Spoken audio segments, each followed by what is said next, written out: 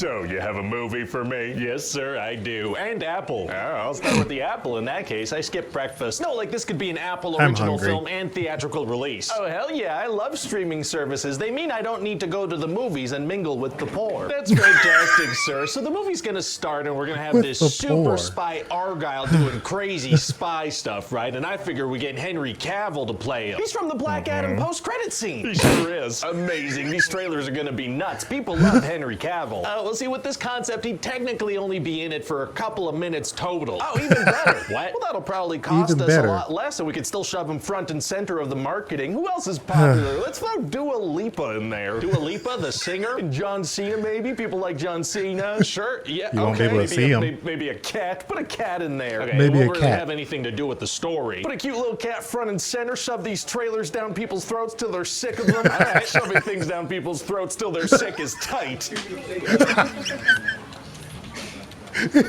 A long break on that one. He even feels bad. Don't tell HR I said that one. So what happens in this movie? Don't tell HR I said that one. So what happens in this movie? Yeah, all right. So this Argyle guy is actually he realizes a that written bad in these books by the main character, Elly Conway. Right. And actually, just going back to marketing for a second, I was thinking we do a whole "Who is the real Agent Argyle" thing. Okay, okay. So anyway, at a book reading, some fan is like, "Hey, do you think you're maybe a spy? How do you come up with all these ideas?" And she's like, "Well, as you know, since my accident where I bunked my head." Oh, so she's Agent Argyle. Right in the beginning. Did you pause right like in the that? 'Cause beginning. That's obviously the twist. No. Okay. So anyway, one day she's on a train and a real spy, Aiden, shows up and he's like, "Hey, I'm a real spy and you gotta come with me." Very exciting. And so then there's gonna be a big fight scene and Ellie's gonna constantly imagine Aiden switching back and forth with Henry Cavill, just back and forth, back and forth, back and forth, back and forth. You see what I'm doing? I do, yeah. That does sound like it'll be fun for one scene. Yeah, well, what about for a full movie? Now that you mention it, maybe that won't get old and distracting right away.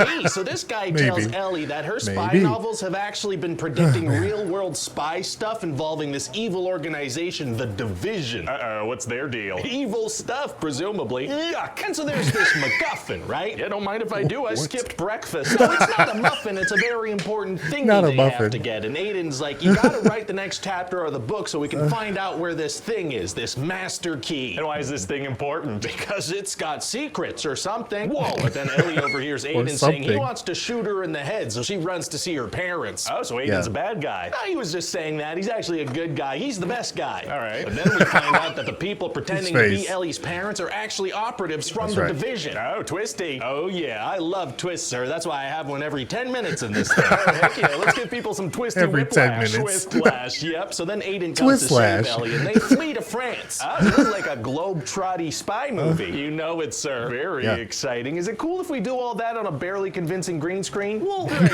Okay, so anyway, they go see this guy, Alfred, and he tells Elly that she's been putting her repressed memories into her novels, and she's actually Agent Argyle. Oh, you got me. I did, didn't I? Not really, no. All right, so she finds out she used to be partners with Aiden, but then the Division brainwashed her and just let her publish their secrets in novels. For 5 years, yeah. So then Elly and Aiden go get the master key, which is the important thingy. Oh, yeah, they gotta get that important thingy. They do, but then they get kidnapped. Oh, no. So then her fake dad is gonna reveal that she was one of the Division's most important assets. Is this a twist? Yes, because 10 minutes have passed. Whoa. So then she shoots Aiden through the heart. Oh, my God. Yeah, but no, it's okay. She shoots him through a little section in the heart where it's totally okay when that happens. Doesn't actually hit the heart. I don't know. That's what I wrote here.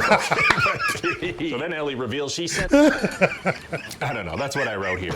I don't know. So then Elly reveals she sent the master key to that Alfred guy, and the Division's like, "What? You betrayed us? What a twist. It's been 10 minutes. She twisted them. She did. So then there's going to be a big, colorful shootout where you can almost see what's happening. Whoa. Yeah, it's going to be really nice because Aiden and Elly are in love, so we're going to play their song. Oh, we should use this unreleased Beatles song that's coming out in 2023. Well, see, this would have been their song like over 5 years ago, so we can't really use a song that hasn't even come out yet. Hey, you know what? You're right. That would be pretty cool. That's not what I said. Pretty cool indeed. All right, you're not listening to me. So then what happens? That would be Then pretty they're gonna cool, be surrounded yeah. by bad guys in a room where the floor's covered in oil, so nobody can shoot guns or everything will explode. Oh man, gonna be tough to get out of that situation. Actually, it's No. gonna be super easy. That's right. Barely an inconvenience. Yep. Oh, really? Yeah, see, Elly Puts knives on her boots and uses that to skate around on the oil. That's not how skates work. Or how oil works. Hey, shut up. So then she stabs and shoots all the bad guys. What about the no shooting That's thing right. you literally just said? Hey, shut up again. But then we're going to be in real trouble because Ellie's fake Shut mom up is going again. to winter soldier her. What do you my mean? God. She uses this brainwash activation Some thing Manchurian to turn Candidate Ellie stuff. on Aiden. She can't do anything. Why didn't they just do that to her in the first place then? I don't know, but then another good agent that we thought was dead shows up and saves the day. Oh, she wasn't dead? No, it turns out she had been shot through the heart, but just the good part where it doesn't hurt. Sure. So then all the bad guys are dead, and we're gonna have another book reading for the new novel, but God. Henry Cavill is in the audience. Wait, what does that mean? Unclear. And then in a post-credit scene, we're gonna reveal that this whole thing was taking place in the Kingsman universe. Sure, that may as well happen. Yeah, Why so not? Be sure not to cast any actors from the Kingsman movies, or that would be super Sam confusing. Jackson. I'm gonna do what I want. That's fair. So what do you think? I mean, I think if I throw $200 million at this thing and shove the marketing down people's throats, we can't lose, baby.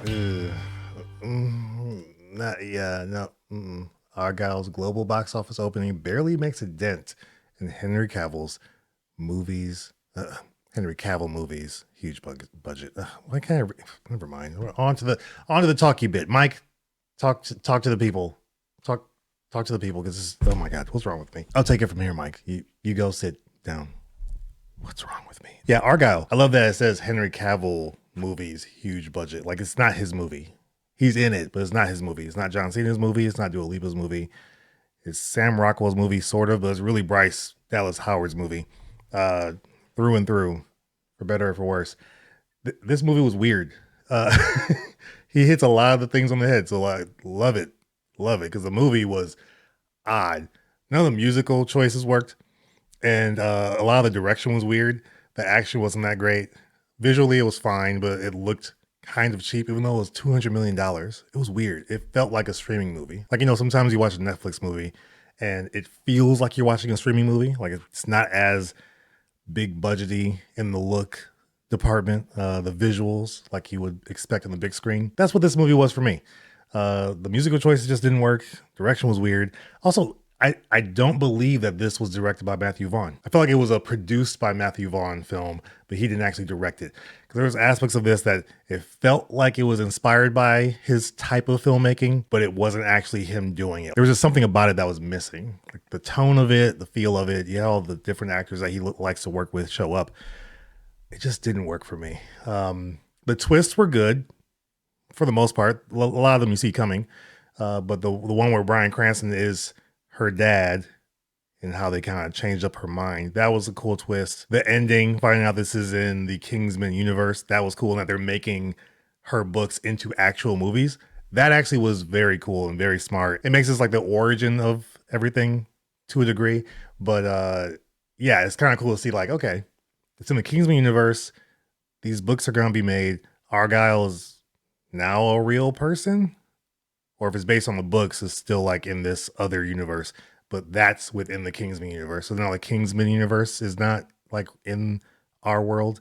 It's in some books. I'm still worried about that because the Kingsman does like some alternate history type stuff. So there is that, but with real, historical figures, it's all a little bit confusing, like this movie.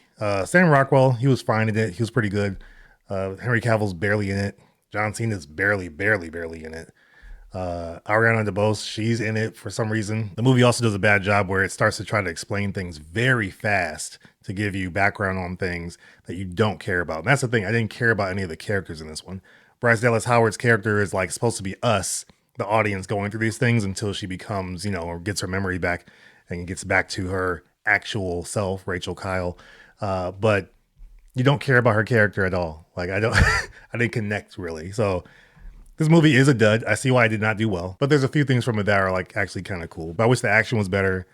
I wish the story didn't have as many twists and turns because it didn't need it. But this is where we're at. So my thoughts. I'm actually watching this pitch meeting after literally just finishing the movie. I watched the movie and I said, I gotta watch the pitch meeting now because that was the whole point. It took me 2 days to watch the movie though because it's kind of boring. Some scenes also last a little bit too long, and the comedy doesn't always hit. So, you know, watch at your own risk if you do want to check it out. There's some cool aspects to it, but it's just it falls flat for me. So those are my thoughts on it. Have you watched Argyle?